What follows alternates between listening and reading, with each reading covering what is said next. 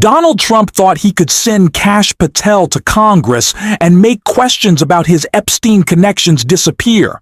But the exact opposite has happened. Patel's insistence, his denial that Trump's own signature was on a letter sent to Jeffrey Epstein, has only brought more attention to the story. And now, it's reaching audiences Trump definitely didn't want paying attention. The biggest blow came when Joe Rogan read the letter on his show and told his massive audience what it revealed. Instead of protecting Trump, the denial has backfired, highlighting his ties to Epstein in a way that's impossible to ignore. We're going to break it all down.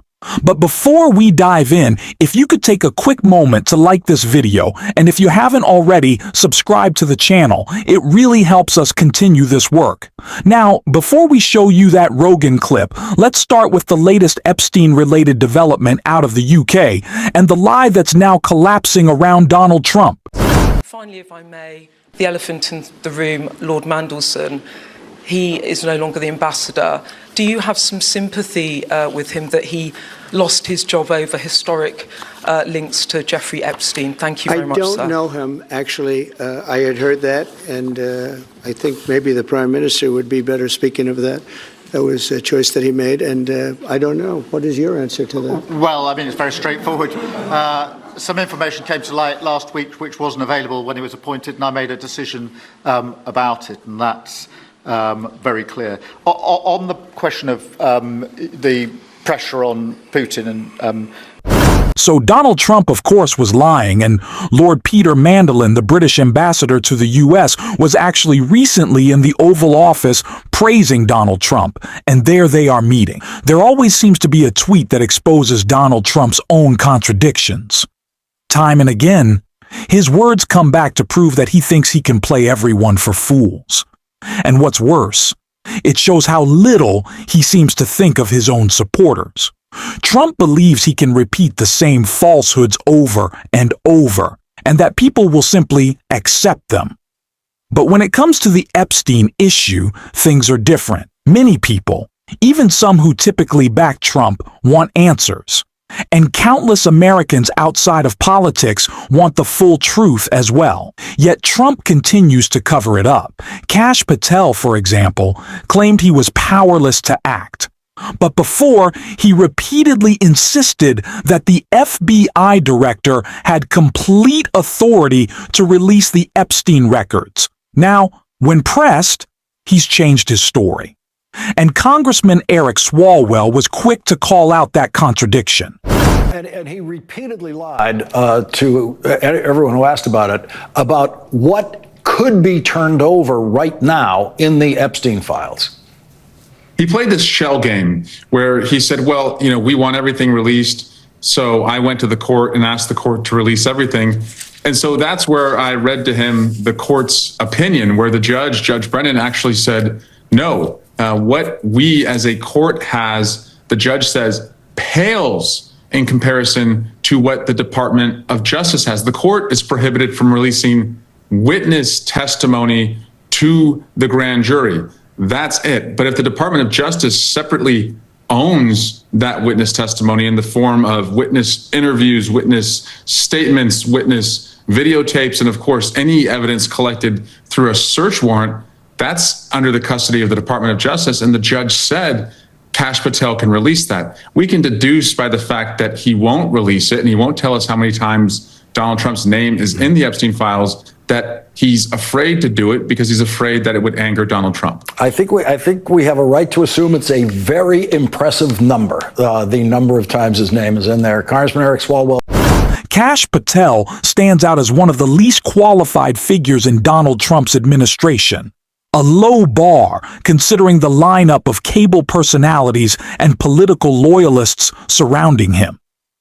Time and again, he has shown that he doesn't truly understand the responsibilities of his position. That's why it's so disappointing that Trump and his allies expect people to show sympathy or support for figures like Charlie Kirk, while at the same time failing to protect survivors or victims of gun violence. Even more troubling, there's been no accountability for Patel's own failures during key investigations.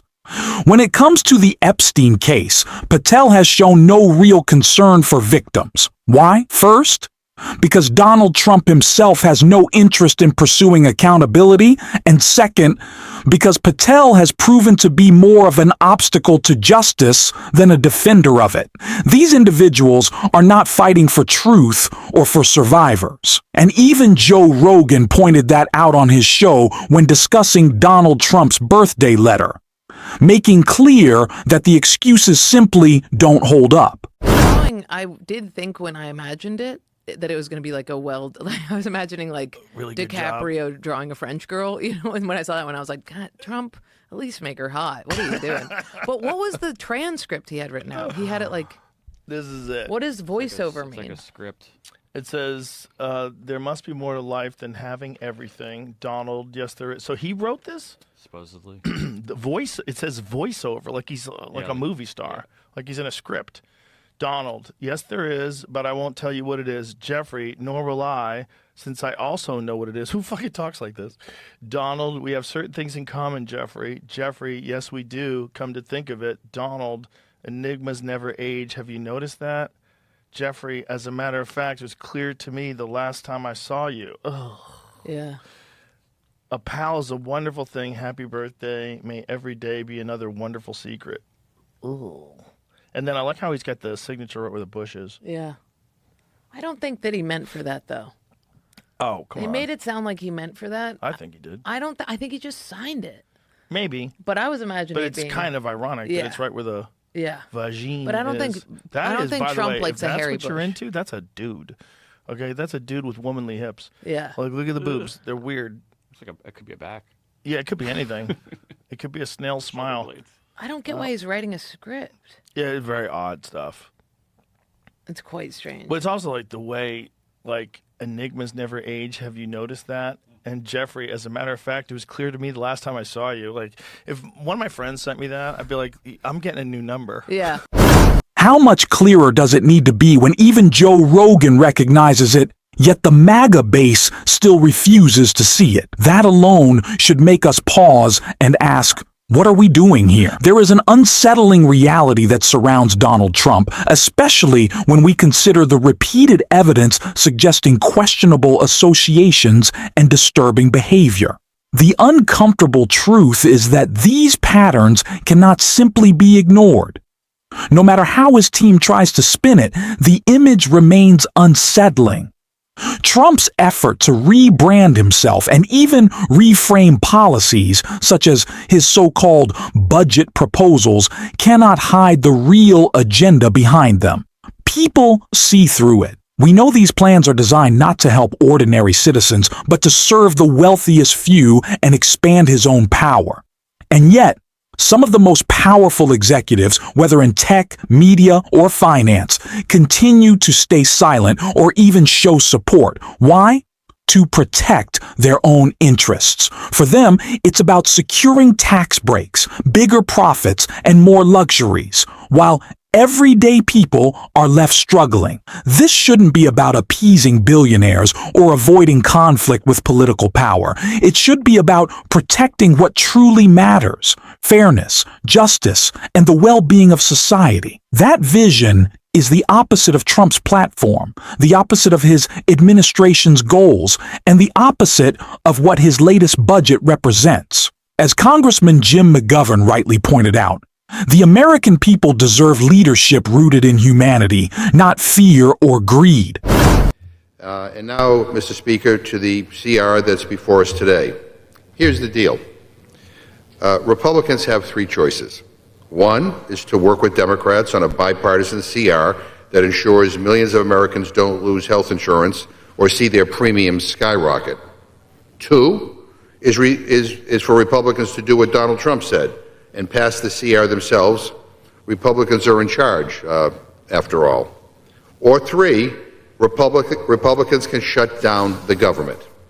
And if they choose door number 2 or door number 3, make no mistake about what will happen.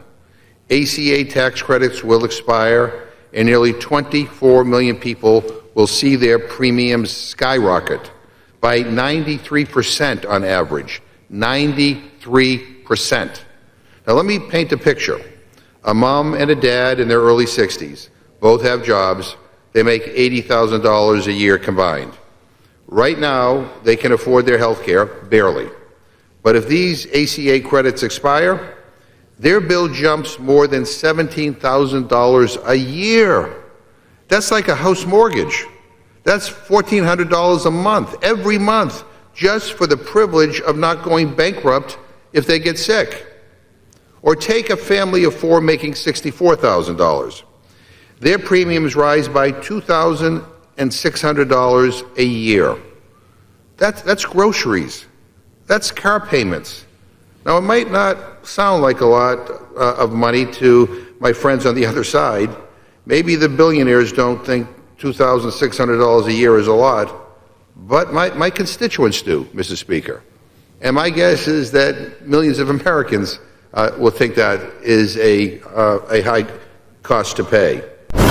This situation is a complete disgrace, but it's one we will continue to call out every single day. If you'd like to support the work we do here on this show, please consider hitting that subscribe button, leaving a like on this video, and if you stayed until the end, drop a blue heart in the comments. Thank you for watching. Thank you for supporting. And until next time, I will see you soon.